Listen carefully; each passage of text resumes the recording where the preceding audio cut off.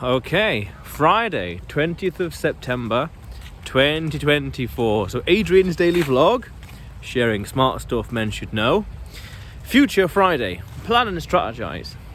Now, Bitcoin's impact on everything. I saw an interesting tweet recently, a few weeks ago, that talked about just how every company became an internet company with regards to online presence, website, you name it. Every company and country, now I think about it, will become a Bitcoin related company in some way with regards to putting Bitcoin on their balance sheet and denominating energy, I've also heard, in Bitcoin and Satoshis, and going on to a Bitcoin standard, whether they realize it or not. So naturally, the Bitcoin's impact on everything is going to be deep. It's going to be profound. Looking at the game theory, looking at the incentives, looking at the aligned incentives, looking at the technology, how it's going to impact everything. Because now we've got an immutable money that's decentralized, no one can control, that no one can manipulate, that is fixed. Very nice. The maths, that's all just maths, the game theory as well.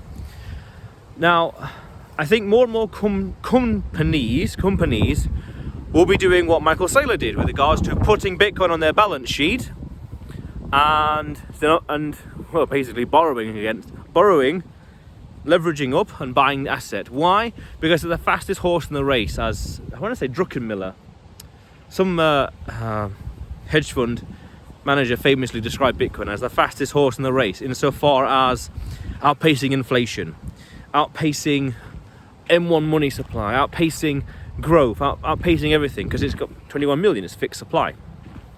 And it's fixed, this is the maths, you can't change it. You need consensus, as in the algorithm, as in the whole network, as in all the nodes or the miners to change it, so it's fixed. Now, I think also more companies will be using it, and more countries. Recently, Bhutan came out and said they were mining it, I think secretly, something to that effect, for 10 or so years. Since 2014 or something to that effect, which is insane. So more and more countries will be using it and using it to back their currency. People would say, oh, the dollar, what's it backed by? Oh, gold, or what's backing Bitcoin? Bitcoin is the closest thing we have to pure energy, in a sense of electricity, in a sense of solar energy, in a sense of wind, you name it. That's energy, pure energy. That's what Bitcoin will back everything. I saw an interesting headline article saying that, who was it? Not Fidelity, BlackRock, I forgot who, are building a reserve of Bitcoin and a few other things in case of some other catastrophe happens. So that's it, the big names, the big players are coming into the space. And more countries will be using it as well. We'll be having a strategic reserve. Interesting, let's see what happens there. And this election, naturally, is going to be big as well, because it affects so many things in life and the world and geopolitics, so that's fundamental. So, naturally, the world in 15 years and in 30 years will be completely different from today. The Bitcoin space will be completely different. The price, who knows? The hash rate, the hash rate is going to be 10 times, 5 times, double, 10x from now, easy. And that's important, that's fundamental. And the cop-out answer is going to affect everything in ways we can't imagine right now, which makes total sense. That just how 30 years ago there were inventions that we couldn't imagine back then that are changing and fundamental to today, the internet being one of them. Powerful stuff. So these things are going to happen. It's going to affect everything, and I think as more people understand the first principles of Bitcoin, the maths, the logic, the incentives, the reason why to hold it, money you can earn, money you can spend, apolitical, deflationary with a fixed supply, that's censorship resistant, people are going to use more of it. People are going to adopt it.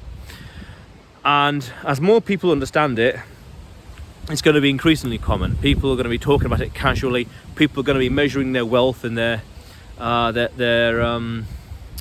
health even in it, you could say, but certainly their wealth in it, not in the sense of how many dollars or pounds or euros they have, but in how many Satoshis they have. And that's I'd say that kind of mindset is 15 years at least, 30 years on the worst case scenario, 30 years from now, kind of before it goes mainstream. But these things are happening. People will be using it. People will be going on the Bitcoin standard, whether they realize it or not. As they value their wealth in Bitcoin, they will start thinking much more into the long term, far into the future.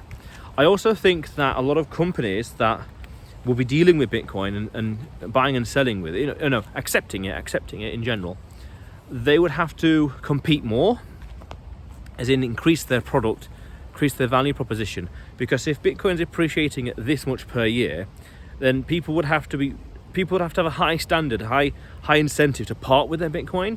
They would have to have a damn good reason to part with something that's appreciating this much.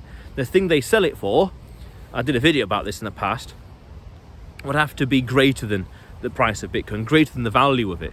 It'd have to be in a sense of their life, their health, their time, their lifestyle, these kind of really, really deep things that matter much more than money. Have all the money in the world, but if you can't walk around, you got no free time, or you got poor health, then it's a bit immaterial.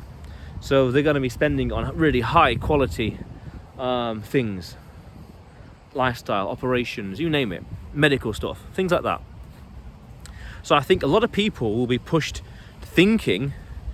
It's kind of like this logic virus, this rationale virus. I heard Saylor describe it as recently.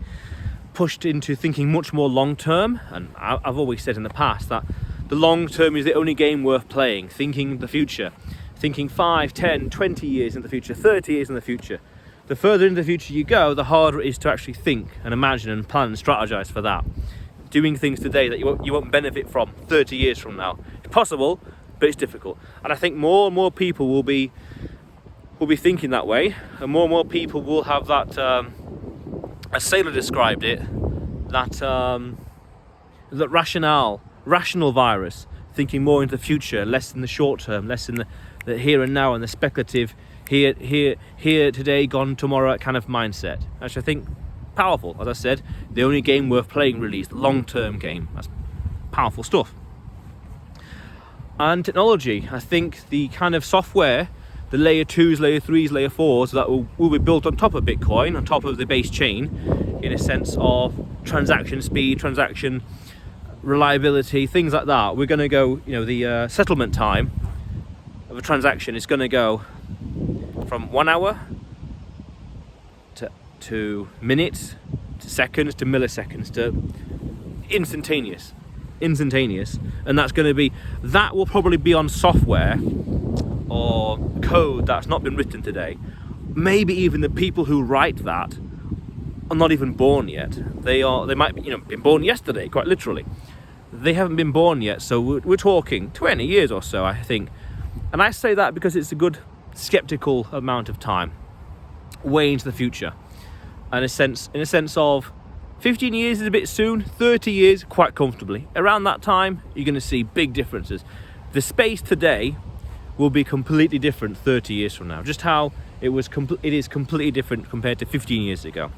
I did a video about this, about predicting the future, and 15 years, 30 years, and look at what people say is ridiculous or funny today, and that's probably going to be the thing in the future. Now, interestingly, one thing I heard being talked about a little bit on social media and an interview with Michael Saylor was this idea of using your Bitcoin for lending to accumulate more Satoshis naturally. Using that to lend, in some way.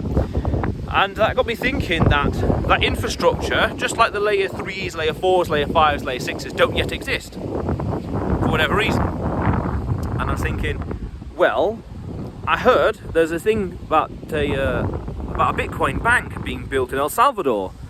I don't know the details about that, but that could be interesting, because I think to see more infrastructure with regards to utilizing the Bitcoin for banking, day-to-day banking and whatever else could be quite powerful.